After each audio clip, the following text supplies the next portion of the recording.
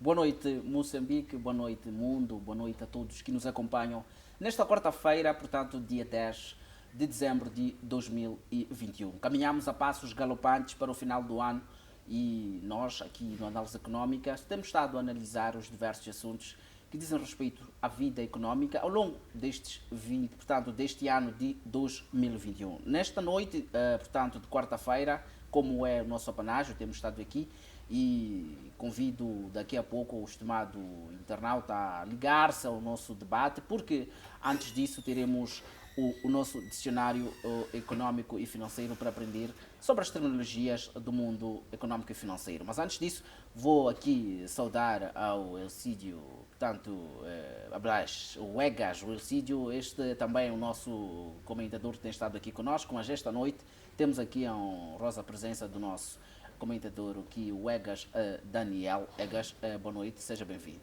Boa noite, bem-vindo. Aliás, obrigado pelo convite e para, de facto, opinar, contribuir e analisar os importantes factos econômicos nacionais e internacionais.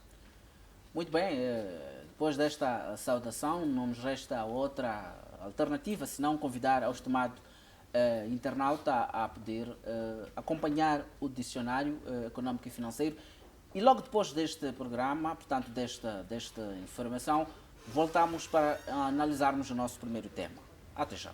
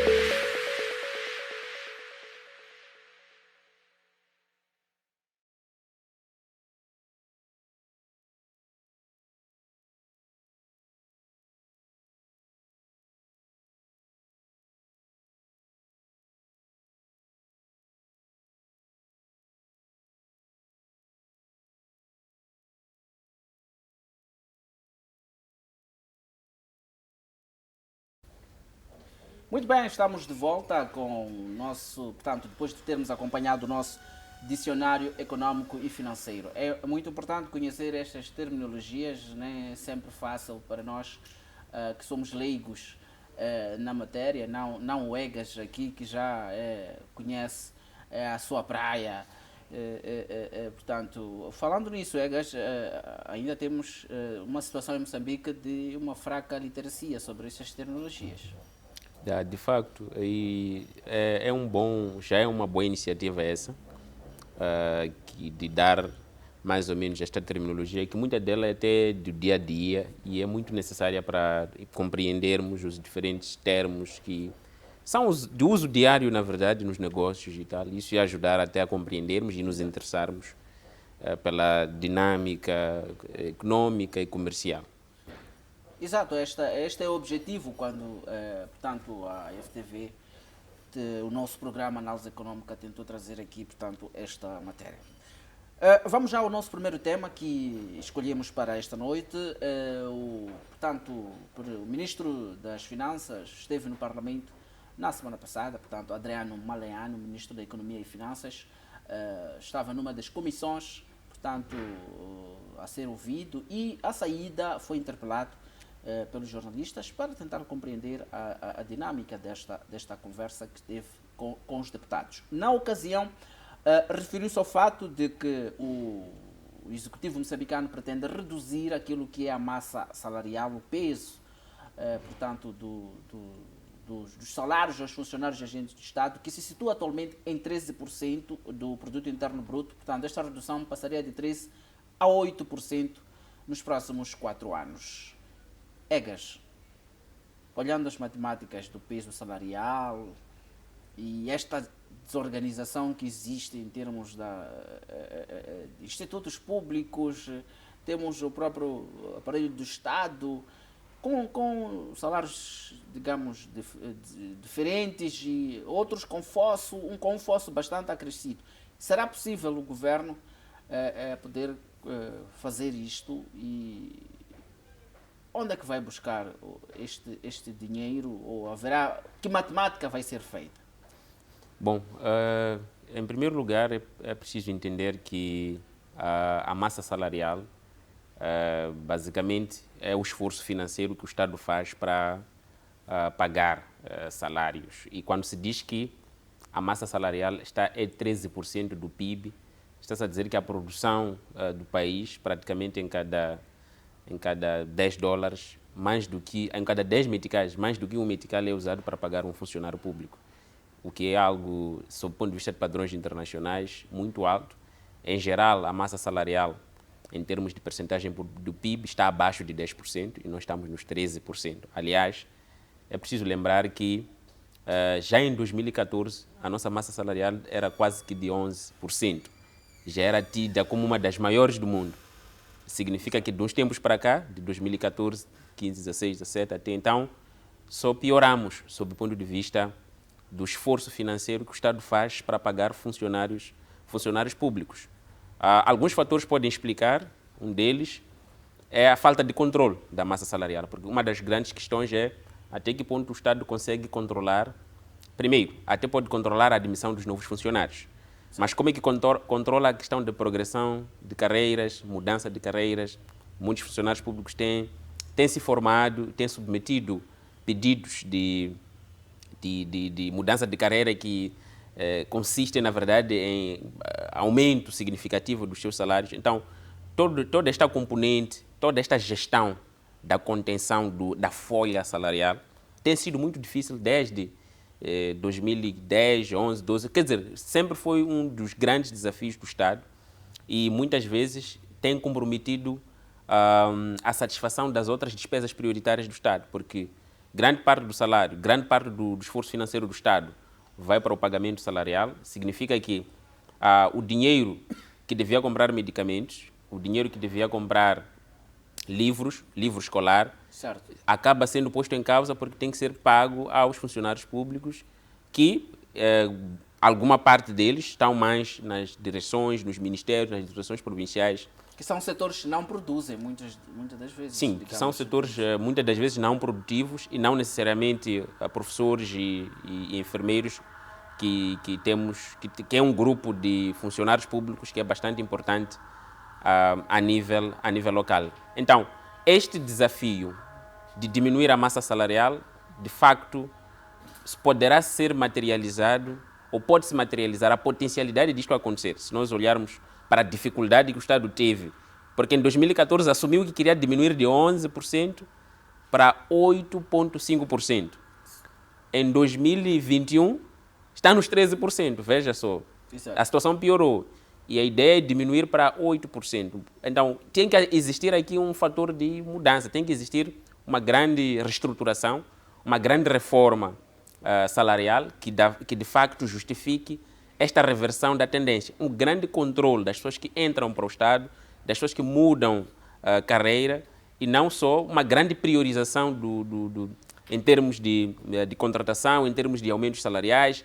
E nós sabemos que o salário nem chega a ser nem tanto. Assim, os próprios funcionários públicos reclamam dos salários que recebem, mas muitas vezes o que sucede é que há esta distribuição desigual do salário dentro da função pública. Se nós formos a incorporar dentro desta folha salarial as empresas públicas, certo, que têm uma autonomia administrativa e financeira, elas praticamente, se nós compararmos os seus níveis de remuneração com um funcionário público comum, com certeza temos esta grande disparidade em termos de remuneração. Enfim, significa que é preciso um esforço muito grande de conter esta massa salarial, mas passa por uma reestruturação profunda que não prejudique o já baixo salário que o funcionário público recebe, mas também conter os efeitos negativos da expansão da massa salarial. Exato. Uma curiosidade só, Egas. Vamos lá fazer aqui uma matemática simples. 2020 o Estado não contratou devido, portanto, a esta situação da Covid-19. No ano 2021 também, de forma tímida, temos estado a ver alguns concursos públicos e, mesmo assim, o Estado fez reorientação dos funcionários dentro do próprio sistema. O que é que pode justificar ter crescido esta massa, tendo em conta que não houve contratação, não houve um acréscimo de número de funcionários na função pública? Bom, primeiro, a massa salarial ela vai aumentar na proporção das novas contratações, por um lado, que é o que, na verdade, não está a acontecer. Aliás, se formos a lembrar, o Estado tem limitações de contratação praticamente desde a crise, que vem anunciando que só está a contratar para os setores prioritários, médicos, aliás, desculpe, o setor da saúde e da educação eram os únicos que basicamente eram tidos como os setores que estão a contratar. Então, com esta redução do nível de contratação, era esperado que a massa salarial também contivesse o seu aumento, mas não é o que está a acontecer. Não está a acontecer exatamente por fatores de falta de controle associados, por exemplo, a questões das ajudas de custo, que é difícil controlar. Exato. A questão dos subsídios, que é difícil controlar.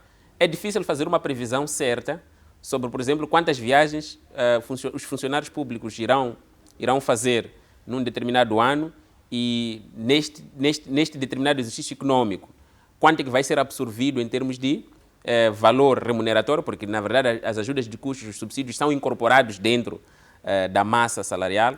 2, é difícil controlar a mobilidade. Aliás, até pode-se controlar a mobilidade, mas os efeitos, sob o ponto de vista de aumento da massa salarial para o Estado, são incontroláveis. Se temos surgimento de novos ministérios, ou simplesmente extinção de uns, criação de outros, e temos uma diferença na política remuneratória, é natural que os setores que remuneram mais atraiam cada vez mais os funcionários dos setores que remuneram menos. E esta mobilidade e esta atração implica acréscimos salariais. Exato. Se alguém estava a receber um salário inferior, sai do ministério para um ministério estar a receber um salário alto, pela atratividade do próprio setor novo, significa que estamos a aumentar a massa salarial sem que contratemos uma nova pessoa. 2, temos o fator, claro, dos ajustamentos salariais, a questão do salário mínimo, aquele ajustamento de 5%, 3%, que não constitui, na verdade, o grosso do aumento salarial do ano para o outro. Então, Basicamente, os fatores que podem explicar esta expansão da folha salarial descontrolada são essas questões de mudança de setores, destas questões de mobilidade de setor, mudança de carreira e todos esses elementos que acompanham a questão do salário, os subsídios, as ajudas de custo. E era isso que o Estado, de facto, tenha que adotar uma política de controle para evitar que a massa salarial não aumentasse tal como tem vindo a aumentar nos últimos anos. Porque o mais preocupante é ela aumentar e não acompanhar a produção. A partir do momento que há mais pagamento para salários, que não é justificada pela produção, ou seja, de 2014 nós tínhamos 11% da massa salarial em relação ao PIB e em 2021 temos 13%. Significa que está-se a pagar mais aos funcionários públicos do que a capacidade do país ou da economia gerar recursos para pagar esses funcionários públicos.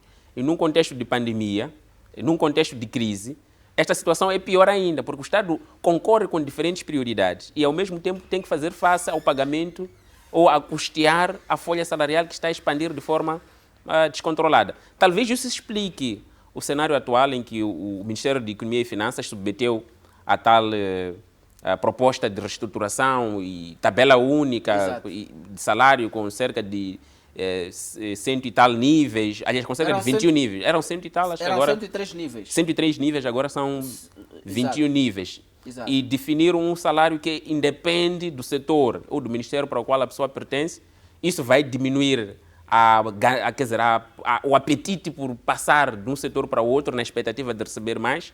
Mas também um fator importante, provavelmente, é grande parte do salário não estar associado a subsídios. Porque o que acontece muitas vezes é que o funcionário público tinha um salário baixo, o salário base, mas sobre ele tinha vários subsídios descontrolados, que o seu aumento não era controlado e não era previsto o suficiente e não era contível. Não era possível conter o aumento dos subsídios, porque o salário base era tão baixo que, de facto, para motivar e para poder manter os padrões mínimos de vida do funcionário público, acrescia-se sobre ele muitos subsídios que depois a capacidade de controle do próprio Estado era limitada. Então, com esta nova tabela salarial, provavelmente se contenha esse custo adicional, mas é sabido que no próximo ano o aumento será muito maior. Por quê? Porque a partir do momento que o princípio de ajustamento salarial não pode colocar o funcionário público numa situação pior do que antes, este ajustamento não pode fazer com que o salário dos funcionários públicos reduza. Aí é onde eu queria chegar. Porque sim. Olhamos um cenário em que os institutos públicos, que têm autonomia administrativa, financeira, patrimonial, os salários são bastante, em termos do fosso, é abismal. Busquemos exemplos em que há instituições que o salário de um técnico superior está acima de 100 mil meticais. Está no Estado. E no mesmo, portanto, temos no mesmo setor, na própria administração pública, os mesmos funcionários, alguns estão a ganhar abaixo de 30 mil meticais. Ou seja, são mais de 70 mil meticais de diferença para as pessoas que fazem o mesmo trabalho no mesmo aparelho do Estado. Qual vai ser a matemática que vai ser usada aqui? Porque ninguém vai baixar o salário do outro, mas este também vai precisar de ter um aumento no salário. O que é que o governo efetivamente vai fazer? Bom, na verdade, o que vai acontecer é evitar o mal maior. A questão é a razão pela qual o ministro anuncia que esta redução para 8% não é daqui para aqui. Pode levar por aí uns 4 ou 5 anos para que aconteça. Porque não pode ser de um ano para o outro, onde uma reestruturação vai nos fazer não estarmos a níveis ótimos em termos de massa salarial. Se não podes reduzir o salário de quem está a receber 100 mil meticais e não podes reduzir o salário de quem está a receber 30 mil meticais, ou seja, não tens margem de reduzir quem está a receber mais e aumentar quem está a receber menos para poder harmonizar e reduzir os desincentivos e a questão da mobilidade. Significa que você tem que adotar uma estratégia onde os salários dos dois vão se aproximando no longo prazo. Colocas uma taxa de crescimento de salário, por exemplo, da pessoa que recebe menos, uma taxa maior de crescimento do que da pessoa que recebe mais, para que no futuro haja convergência. Ou seja, não será uma ação que vai ter resultados imediatos.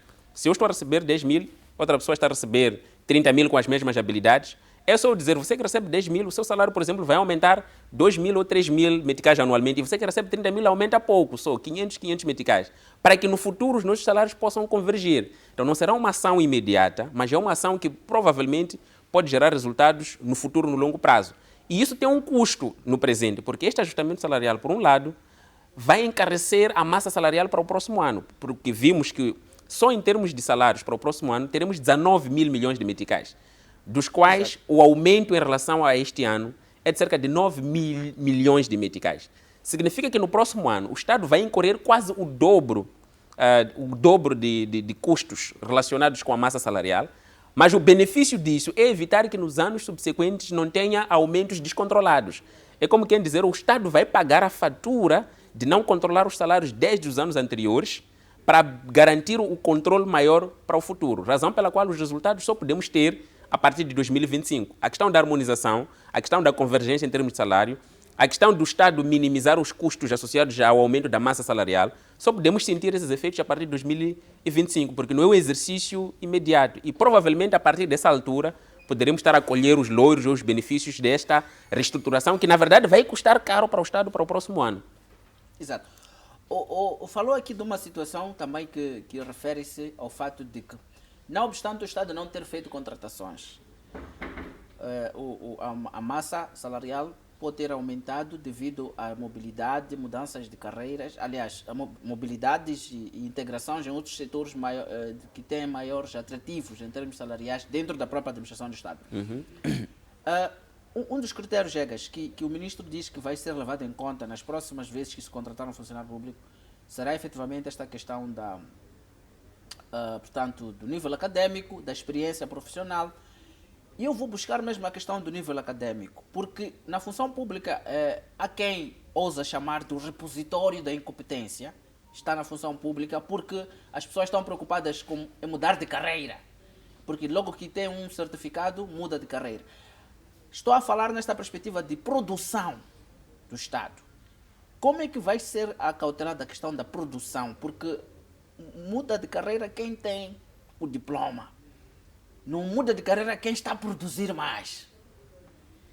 Como é que um Estado que tem... Qual é o futuro de um Estado que tem como critérios este fato para poder avaliar os seus funcionários e querendo crescer e produzir? Olha, de facto, não é linear que maiores níveis de educação tragam maior produtividade para qualquer área, incluindo para o setor privado. O que sucede é que é difícil para o Estado definir critérios, pode ser difícil para o Estado definir critérios de remuneração com base no desempenho direto. Se nós excluirmos a questão de chefia, quando tu tens um bom desempenho, tens uma boa avaliação, mudas de categoria ou mudas de escalão e de categoria, por aí em diante, até teres um cargo de chefia, depois sobre o cargo de chefia teres bônus associados. Se não tivermos esses mecanismos, talvez, de bonificar a questão do desempenho, é difícil desassociar o nível acadêmico da remuneração, olhando para a máquina do Estado, olhando para a complexidade, para a multiplicidade, na verdade, dos funcionários do Estado, para diferentes... olhando até para o número de funcionários. É difícil, talvez, fazer essa gestão de recursos humanos, tendo em conta diferentes critérios, que alguns deles podem ser subjetivos. Certo. Então, pode ser que, primeiro, seja viável, de facto, remunerar por nível acadêmico, pelo menos sustentado pelas teorias de capital humano, que dizem que uma pessoa com maior nível acadêmico tende a ser mais produtivo, tende a resolver problemas com maior facilidade, tende a trazer soluções práticas para aspectos que surgem no âmbito do trabalho, o que pode não ser verdade para alguém, por exemplo, que não tenha uma formação de nível superior. Sustentado nessas teorias de capital humano, faz sentido remunerar através do nível acadêmico. Agora, como premiar, ou seja, como limitar que alguns que não são produtivos não tenham remuneração que não é compatível com a sua produtividade, mesmo tendo um nível acadêmico maior?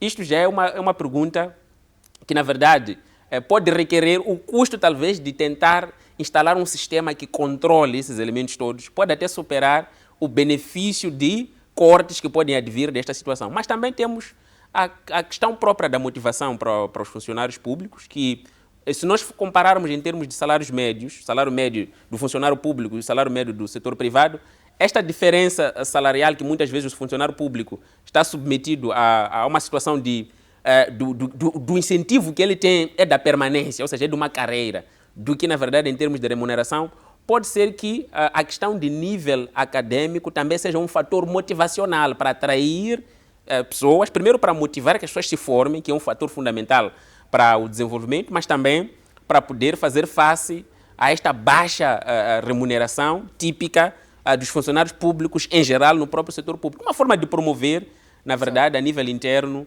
a nível do Estado, a questão de formação, a questão de competência. Agora, uma coisa que tinha que se criar, em paralelo, não é somente o nível acadêmico que devia ditar o alto desempenho. Certo. Porque as pessoas fazem ensino à distância, muitas vezes encontram formas com subterfúgios e artimanhas para terminarem os seus cursos, lotam as instituições, mas não têm as competências que são requeridas para que tenham, na verdade, a mudança de carreira. Uma das coisas é condicionar a mudança de carreira às áreas de formação, à relevância da formação que o funcionário público teve em relação ao setor onde vai ser alocado, não só. Outra coisa é alocar o funcionário público que mudou de carreira por causa de um diploma do ensino superior a um setor onde ele possa ser mais produtivo, onde as suas habilidades podem ser utilizadas da melhor forma possível. Agora, outra coisa também é limitar o ponderador do nível acadêmico, ou seja, não ser o nível acadêmico talvez o que absorve o que determina cerca de 80% do salário que alguém vai receber, mas combinar outros fatores. Espero que esta nova proposta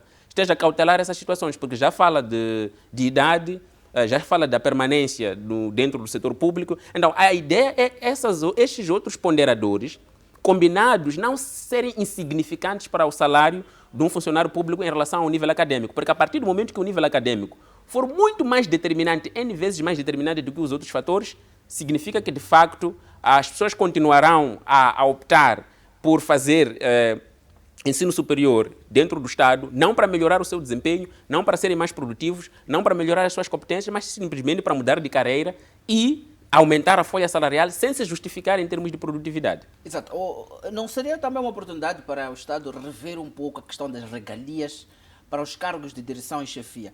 Parece-me que no Estado ser chefe significa mudar efetivamente de vida, porque o conjunto de regalias que dali surgem considero-as, ou podem ser consideradas um pouco excessivas. É a mudança de vida de alguém, e isto acaba sendo um encargo muito pesado para a própria administração pública. Não seria um momento de olhar-se bem também para esta questão? Olha, de facto, pode ser um caminho. Um estudo que pudesse nos trazer a percentagem do peso do orçamento associado às regalias em relação ao resto dos salários pode ser, na verdade, muito informativo e muito determinante para, dentro desta reforma, além de nós incorporarmos, além de nós definirmos um salário baixo e depois acrescentamos regalias que são 10 vezes superior ao salário base, fazer com que o salário base seja maior e o resto, o funcionário público ou quem ocupa cargo de chefia, fazer em função, quer dizer, ter a liberdade de usar o valor do salário base para custear, por exemplo, as despesas de casa, as despesas de outras coisas que acompanham as regalias. O que estou a dizer, na verdade, é aumentar o salário e diminuir o número de regalias, porque muitas vezes as regalias acabam superando N vezes o salário base. Então, pode ser, na verdade, uma oportunidade, já que está-se a fazer isso em termos de reduzir, aumentar o salário base, reduzir o subsídio para que o salário base seja mais determinante no que a pessoa leva para casa no final do mês do que os subsídios. Porque não faz sentido muitas vezes o seu subsídio ser de 100 e tal % acima do seu salário e a orientação e a motivação estar mais nos subsídios do que no salário. Então, é algo que, revendo-se, primeiro, vai atrair quem está mesmo dedicado pela causa do povo, porque muitas vezes a motivação dos funcionários públicos que ocupam cargos de chefia está associado a essas regalias que acompanham o cargo de chefia, que muitas vezes é superior ao seu salário base. Seria um momento oportuno, talvez não para cortar, mais uma vez, porque há um princípio muito básico. Não se pode reduzir a situação de bem-estar de um funcionário público. Se a pessoa estava numa situação de bem-estar, num certo nível, por exemplo, de bem-estar, tinha direito a isto, a isto. A ideia é, a partir do momento que se aprova uma nova lei, os novos que forem ocupar aquela posição passarem a ter subsídios ou regalias mais controladas, retirando aqueles aspectos supérfluos que podem ser substituídos e ver se temos uma margem de sobra de salário para comprar medicamentos, para comprar livros, para fazer outras despesas prioritárias e reduzir, de facto, a contenção da massa salarial. Mas, mais uma vez, isso precisaria de algo, de um estudo informativo que nos dissesse o nível das regalias. Muito obrigado, portanto, Egas Daniel, por esta análise em relação ao nosso primeiro tema, e nós creio que continuaremos a conversar sobre este tema nas próximas vezes, porque esta tabela ainda é uma proposta e ainda vai dar muitas voltas até a sua aprovação.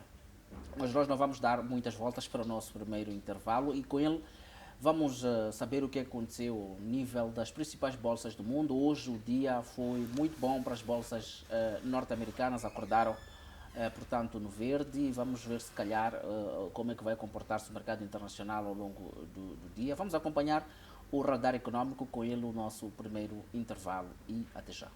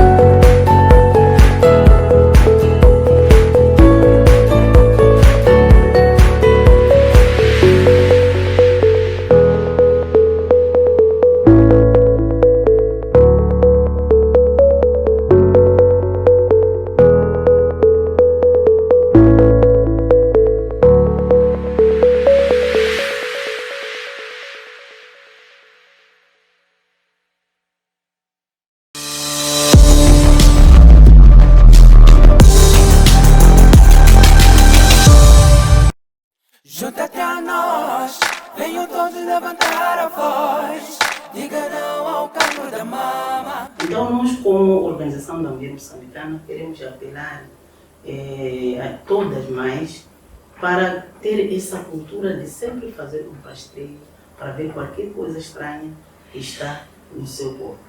Ir ao posto de saúde, não dizer, se sentir alguma coisa, diz, isto vai passar. Vai passar. Às vezes não passa, é mesmo o cancro da mama. Portanto, todas nós temos que fazer, e esse trabalhinho é muito simples. Quem é que não pega na sua mama todos os dias? Todos os dias vamos tomar banho. E nesse momento, a gente pode fazer o teste. Depois de fazer o nosso teste, aquilo que sentirmos de estranho, é melhor ir a quem sabe mais.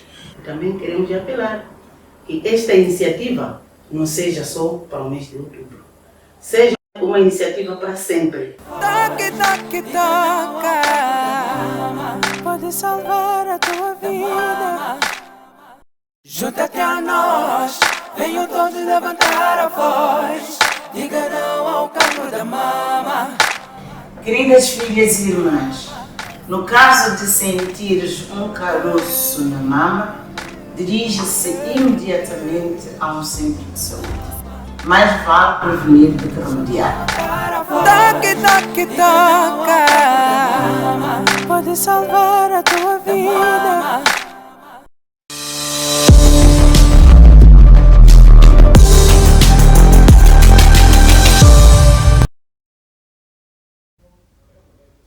Muito bem, regressamos para o nosso segundo bloco do Análise Econômica desta noite, tanto dia 10 de dezembro de 2021, e pulamos logo para o nosso segundo tema para esta noite. Portanto, este é o nosso segundo tema, assim, eu estava aqui a tentar equivocar-me, porque já falámos aqui do que diz respeito à massa, salarial.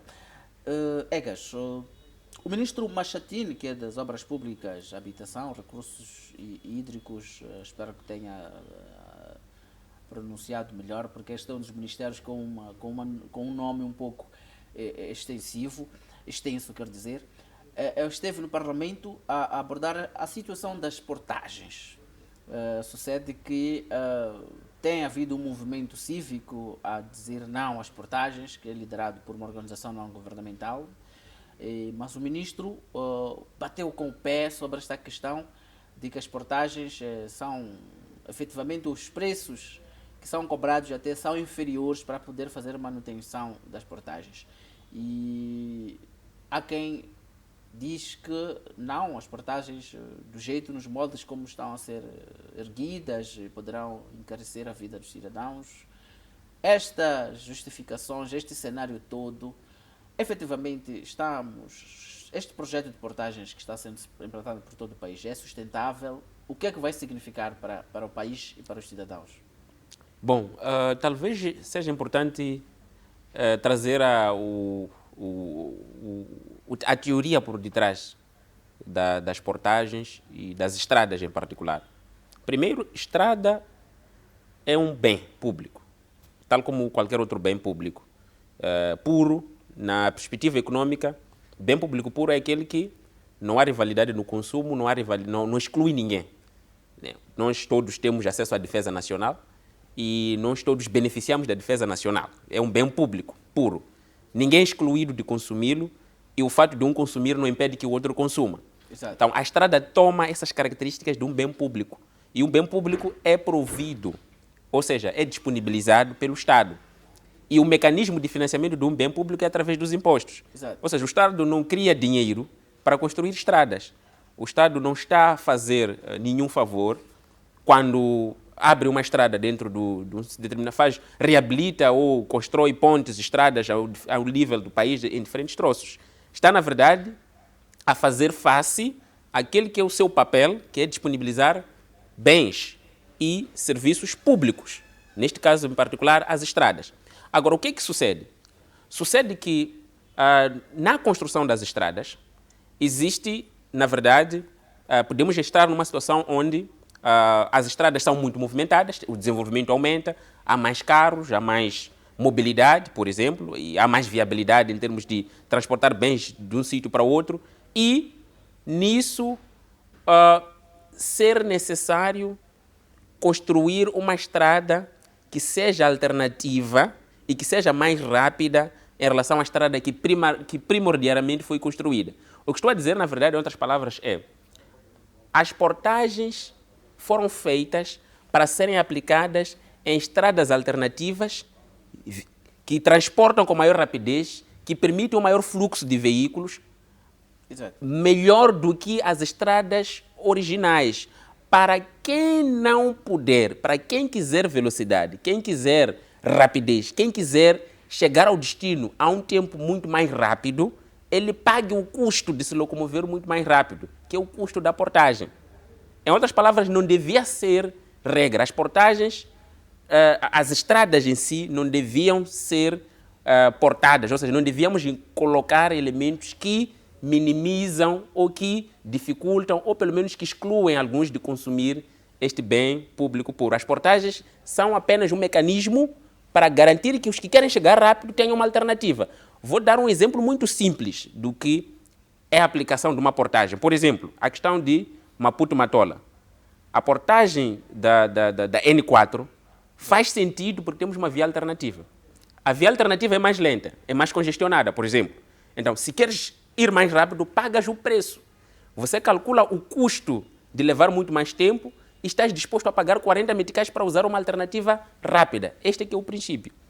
Agora, a partir do momento que nós colocamos portagens em todas as estradas do país, estamos sim a antecipar e a prever e talvez a colocar custos acrescidos para a mobilidade de bens e serviços. Isso pode se repassar para os custos de transação e pode se repassar para os custos de bens e serviços e pode encarecer os produtos e serviços finais que no final, na verdade, vai se refletir no bolso do cidadão. Agora, há um elemento que talvez valha a pena mencionar, que é o estado atual das nossas estradas. O estado atual das nossas estradas, se nós assumimos que esta é a normalidade, atenção, estamos a assumir que estamos numa situação normal, em que ter estradas esburacadas é uma coisa normal. Na condição das nossas estradas, vale a pena, sim, construir portagens e pagar o preço para custear a manutenção das estradas e minimizar o custo associado a uma locomoção numa estrada esburacada. Ou seja, se o Estado não está a conseguir, e nós vemos isto na prática, não está a conseguir manter as estradas que estão agora em funcionamento, vale a pena até cobrar-nos um preço para poder colocá-las em funcionamento. Porque o custo que nós temos em sair daqui para Sofala e passar por estradas esburacadas, o custo de manutenção, o custo do tempo, as covas, os amortecedores, este custo pode superar o preço que nós pagamos por portagem. Numa situação onde nós consideramos que os buracos é algo normal para uma sociedade. Se calhar seja este o motivo que faz com que o governo talvez queira apostar nestas portagens, mas se as contas, no final de tudo, são de que mais ou menos para sair de Maputo e chegar até Cabo Delgado seriam 26 portagens. O cidadão está preparado para poder fazer este pagamento. Vamos olhar numa perspectiva em que os últimos dados sobre a portagem, as portagens que nós temos aqui em Moçambique, é a portagem que foi instalada no troço aqui de Maputo-Catembe, em que os custos são de mais de 100 meticais. Imagine que seja um preço médio, o cidadão passa só em portagens, paga, no final das contas. Há um estudo que diz que aqueles que fazem longo curso, no final de contas, vão pagar, em termos todos os automobilistas, a mobilidade de viaturas, são cerca de 2 bilhões de meticais no final das contas. Esses custos todos não assustam o Estado? Bom, mais uma vez, é uma questão do exercício mesmo de nós fazermos uma contabilidade simples. Se as estradas continuarem nas condições em que estão, qual é o custo que um caminhonista, por exemplo, tem em sair daqui para Cabo Delgado? Dentro de um mês, dentro de um ano, dentro de 2 anos, que peças ele deve substituir na sua viatura decorrentes das condições precárias das estradas que existem daqui para Cabo Delgado, por exemplo? Esta é a primeira pergunta que nós temos que fazer. E como é que os custos de manutenção, os custos associados às más condições, às péssimas condições nas estradas, como é que esses custos são incorporados no preço final de bens e serviços? Exato. E se nós apurarmos esses custos associados às condições precárias das estradas e compararmos aos custos associados às portagens, que serão pagas por um caminhonista, por exemplo, daqui para Cabo Delgado, aí podemos tirar relações um pouco mais objetivas sobre o impacto que as portagens terão do ponto de vista do custo social, do custo para a sociedade como um todo. De qualquer forma, não deixa de ser um risco que o Estado vai correr. Por quê? Ao se pagar portagem e as condições não melhorarem, de certeza que esta vai ser a parte talvez mais negativa deste processo todo. Então, em outras palavras, estou a dizer, em princípio não devia ser normal pagar portagens sem uma alternativa, sem uma via alternativa. Mas como a nossa normalidade são estradas que não estão em condições, então provavelmente a salvação sejam as portagens. Desde que se coloque um custo que realmente justifique. Pagar-se portagens que realmente justifiquem e contribuam para a manutenção efetiva das estradas. Porque, do contrário, estaremos a agravar o problema, estaremos, na verdade, a encarecer o custo de bens e serviços, porque, na verdade, vamos incorporar não só as más condições das estradas dentro do custo dos bens e serviços finais, mas vamos incorporar também o preço de portagem. Agora, outro elemento que se pode suavizar, porque, na verdade, não tem como isso não ter impacto nos bens e serviços finais, uma das formas de suavizar é ver, por exemplo, para bens que transportam, ou seja, para caminhões, para bens que transportam mercadorias importantes, que preço pode ser pago de forma a conferir menor custo para o transporte de mercadorias dos diferentes cidadãos, né? Então, nessa perspectiva, talvez, e também a questão dos transportes semicoletivos de passageiros, vemos que preço pode-se aplicar, porque são pessoas licenciadas, têm carteira profissional e tal, e têm licenças de atuação. Então, que preço pode-se aplicar de forma particular a estas transportadoras, a estes automobilistas que fazem um trabalho que tem um impacto mais social. Então, a partir daí, aplicar um preço diferenciado para as transportadoras que prestam serviços associados, na verdade, a esta componente um pouco mais social. Talvez aí íamos minimizar a questão de os custos se refletirem no preço final do cidadão. Agora, quem tem um carro particular, infelizmente, assume-se na economia que tem um nível de rendimento que consegue sustentar o carro particular. Exato. Não teria problemas em pagar portagem do que quem está a usar chapa para se locomover. Então, a ideia é dar subsídio ao transportador para que o preço do bilhete não reflita o custo da portagem. Mas a quem tem um carro particular, por questões de distribuição de rendimento, pode-se, na verdade, sem nenhum problema, optar-se por cobrar portagem. Agora, é a dificuldade de aplicar esta medida discriminatória em termos de pagamento. Se se consegue, de forma efetiva, aplicar-se essa medida diferenciada de pagamento de portagens e minimizar o custo para o cidadão normal através de um bilhete que não reflete o custo da portagem, através de mercadorias que são transportadas em caminhões que não pagam uma portagem capaz de se refletir no preço final de bens e serviços, isso até pode ser viável para questões de manutenção. Por quê? Porque a classe que vai sustentar a manutenção das estradas será a classe mais abastada, entre aspas, da sociedade que tem viaturas próprias. E não os cidadãos que usam chapa para se deslocar de um dia para o outro, nos 10 meticais que pagam de chapa, 3 meticais servir para portagem. Aí já estaríamos a sufocar a camada social mais vulnerável. Muito bem. Acredita que este projeto tem pernas para andar, tendo em conta os maus exemplos que se têm de instituições públicas que fazem gestão das estradas? O caso da TRAC é um caso, digamos, é considerado de sucesso, pelo menos do ponto de vista de que aquilo que estava no caderno de encargos que a TRAC devia fazer, pelo menos cumpre, que é reabilitar a estrada, criar infraestruturas novas. Agora, uma instituição, portanto, o governo criou a Revimo para fazer gestão dessas portagens. É uma instituição, portanto, pública. A experiência mostra que tem sido uma gestão desastrosa muitas das vezes. Acredita que desta vez as coisas vão correr bem? Bom, de facto aqui é um risco que está-se a correr. É a razão pela qual eu dizia. Estamos a correr um risco. Ou seja, queremos resolver um problema que em condições normais poderia ser resolvido com uma boa gestão das nossas infraestruturas, que até então, pelo menos, não temos resultados visíveis do ponto de vista de boas condições em termos das estradas. Será que haverá algum... Exato. Egas, vou lhe pedir só que assegure o seu portanto, fio de pensamento. Daqui a nada vai, portanto, terminar. Vamos a um breve intervalo e regressamos já.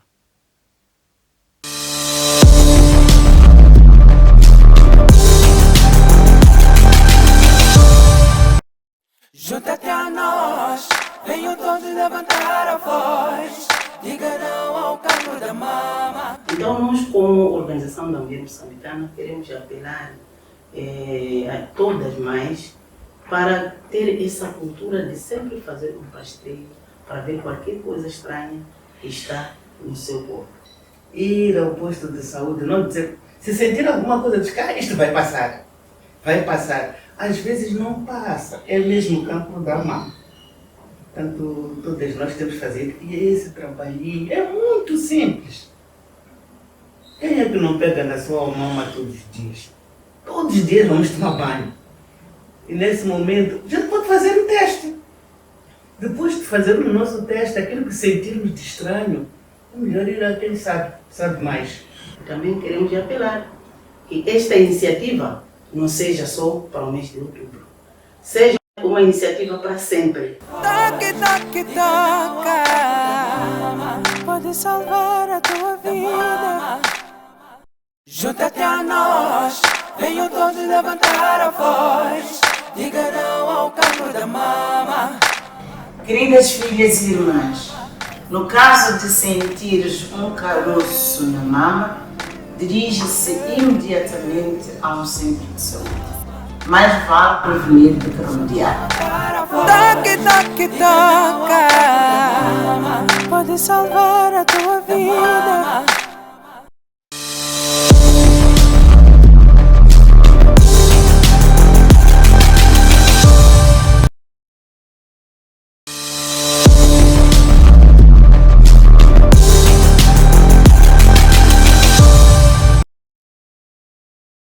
O coronavírus é um inimigo invisível.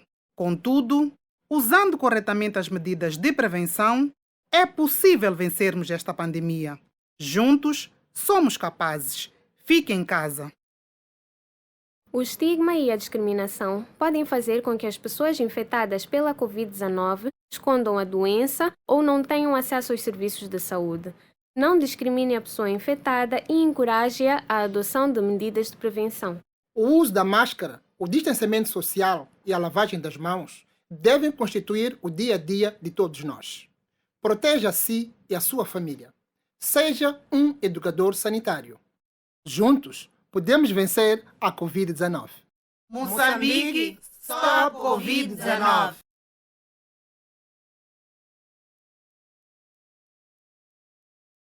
O uso de máscaras nos transportes públicos é obrigatório. E se cada um fizer a sua parte, ficaremos todos seguros. O uso das luvas é recomendado apenas aos profissionais de saúde e aos cuidadores de pessoas doentes. Fique em casa por nós e por você. Vivemos um momento crítico em que cada um de nós é chamado a contribuir. Fique em casa e proteja a si e a sua família. Pai e mãe, estamos num período de luta contra a pandemia da Covid-19. Não se esqueça de levar a sua criança ao peso e à vacinação na unidade sanitária. As unidades sanitárias estão prontas para garantir a segurança dos seus utentes. Sempre que as visitar, cumpra com as medidas de prevenção. Juntos contra a Covid-19. Moçambique, stop Covid-19.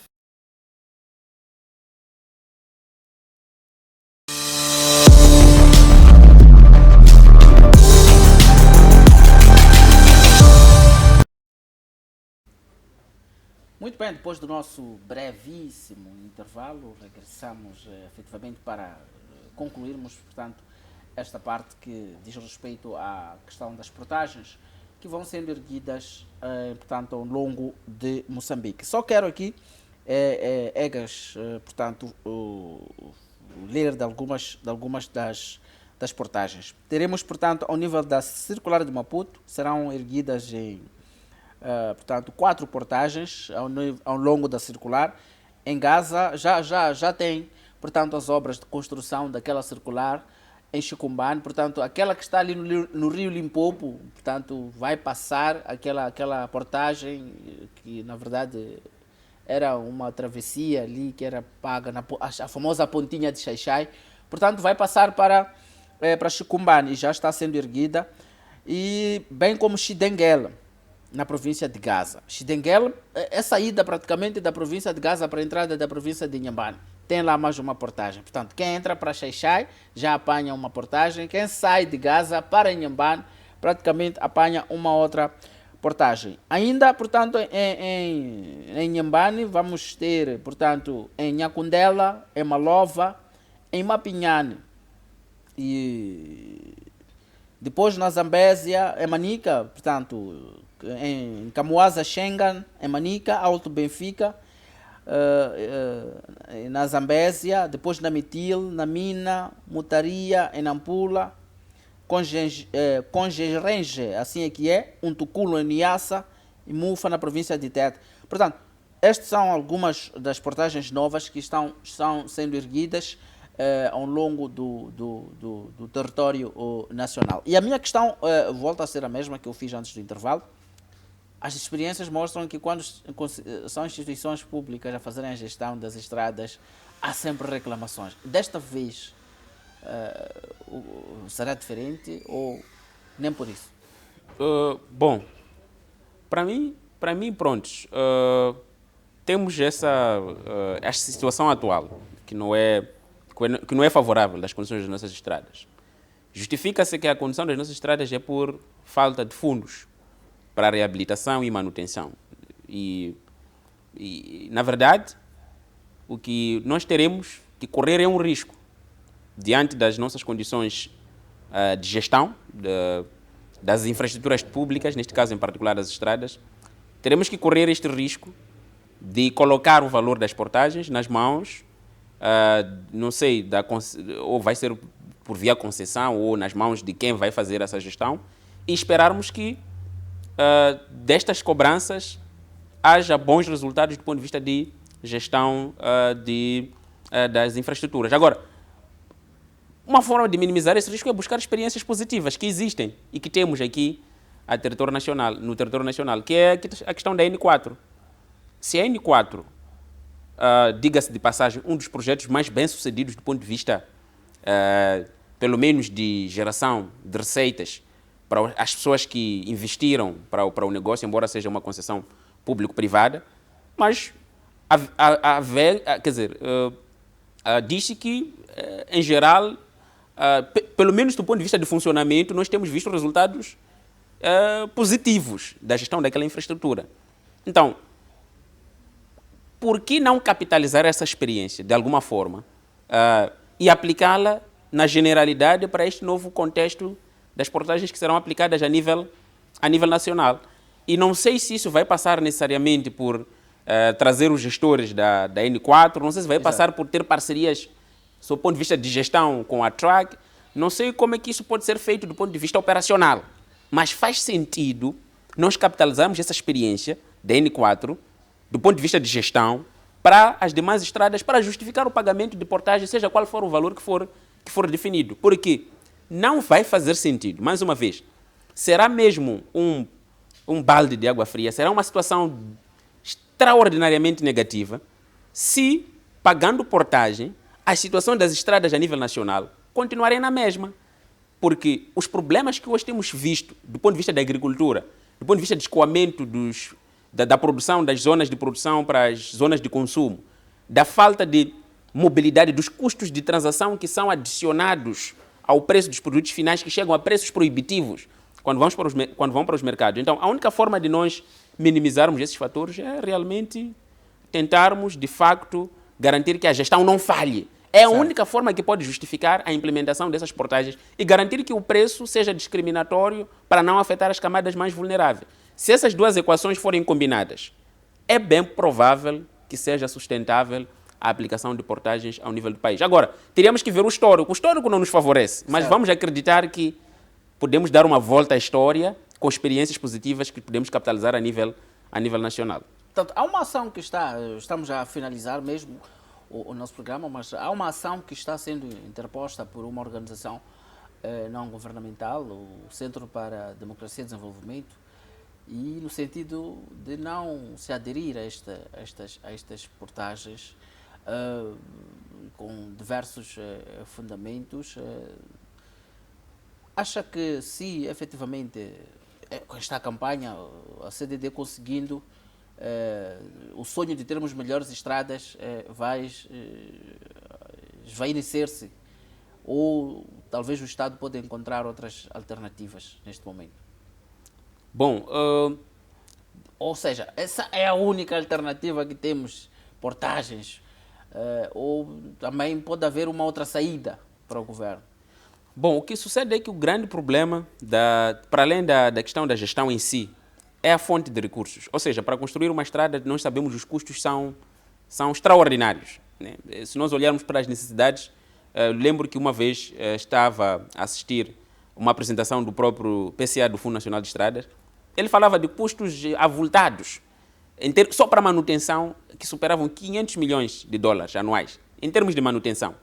E isto significa, de facto, o Estado ter capacidade de encontrar fonte de recursos para poder fazer a manutenção e criação de novas estradas. Mas nós sabemos que as estradas são importantes.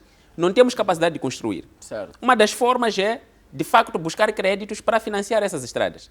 E quando buscamos crédito, temos que financiar esses créditos, ou seja, temos que pagar esses créditos. Então, as portagens é um mecanismo, pelo menos, para tornar as estradas sustentáveis, que foram financiadas via crédito.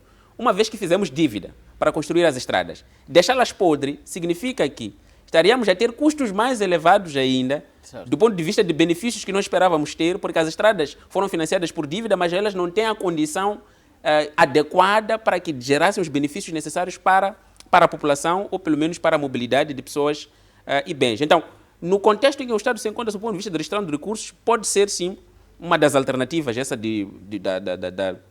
da imposição das portagens. Mais uma vez, para poder financiar a tal manutenção, uma vez que provou-se ser quase que, entre aspas, impossível, ou pelo menos não temos evidências do Estado conseguir manter as estradas por si só. Então, se este é um mecanismo exclusivo, único, pelo qual, pelo menos, ainda não foi testado, ou pelo menos testou-se na N4, está a servir, se nós, de facto, assegurarmos que teremos essa boa gestão, pode ser o único mecanismo para financiar as nossas estradas.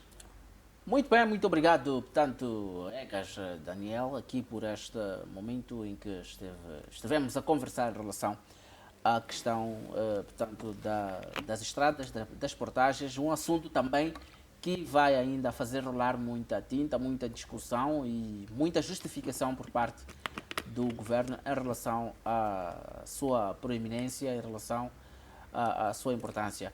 Egas, portanto, gostaria de dar oportunidade para poder despedir-se dos nossos internautas. Bom, agradecer sempre, como sempre, o convite para debater esses assuntos importantes. Boa noite a todos os telespectadores. É um prazer, uma honra sempre estar na vossa companhia. Muito bem, é um prazer também nosso ter assim, prezado internauta, que ao longo deste momento esteve aqui a acompanhar o nosso análise econômica. Voltamos, portanto, daqui a uma semana para podermos continuar com o nosso programa. Mas antes disso, logo após, portanto, antes de sairmos, vamos acompanhar como é que se comportou o mundo, tanto em termos de notícias da economia internacional, assim que é. Vamos para os Estados Unidos, vamos para o mundo. O principal destaque é o fato de que um estudo revela que o dinheiro que circulou ao longo do ano 2020, a maior parte do dinheiro que circulou, portanto, pertence apenas a 1 bilhão, aliás, a 1% da população mundial, ou seja, os ricos movimentaram 99% do dinheiro que circulou no mundo. Portanto, este é um dos destaques da nossa informação econômica internacional. E não saia daí, acompanha, e nós despedimos-nos para um próximo encontro. Boa noite e bom descanso.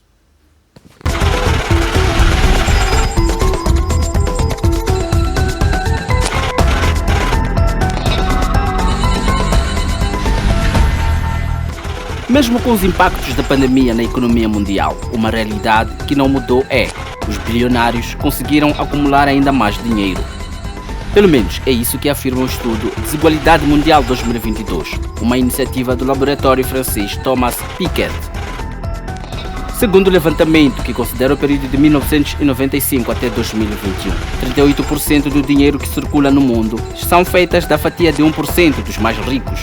Em contrapartida, apenas 2% deste capital são divididos entre a metade da população mais pobre. No terceiro trimestre, o Produto Interno Bruto PIB da zona euro teve forte expansão. De julho a setembro, o PIB europeu aumentou 2,2% em comparação aos 3 meses anteriores. Os dados foram revelados pela Eurostat, Agência de Estatísticas da União Europeia, na terça-feira. Democratas e republicanos alcançaram um acordo para permitir uma votação no Congresso que possibilita aumentar o teto de endividamento dos Estados Unidos e assim evitar um calote da maior economia mundial. Este limite de emissão de dívida é o montante máximo que o país pode se endividar. Estabelecido pelo Congresso, deve ser elevado ou suspenso pelo Legislativo em 15 de dezembro para evitar uma moratória. Em meio a uma desaceleração econômica, o governo chinês reduziu o acesso de estrangeiros a uma série de informações importantes sobre a situação da economia do país, segundo informa o site brasileiro vocacionado de notícias econômicas, Valor Econômico. A economia brasileira recuou 0,1% no terceiro trimestre de 2021, configurando o quadro da recessão técnica quando o Produto Interno Bruto apresenta queda por 2 trimestres seguidos. Os dados, que vieram ligeiramente pior que o esperado pelo mercado, da alta de 0,1%, foram divulgados na quinta-feira pelo Instituto Brasileiro de Geografia e Estatística. O Produto Interno Bruto da África do Sul encolheu 1,5% no terceiro trimestre de 2021 ante ao anterior, em meio ao avanço no número de casos da coronavírus e a crise social, informou o Departamento de Estatísticas do país. A agência revelou que o PIB voltou ao nível do primeiro trimestre de 2016. Além da pandemia, a nação sul-africana enfrentou em julho passado uma onda de manifestações que, segundo a instituição, reduziu a produção, principalmente na agricultura e na indústria.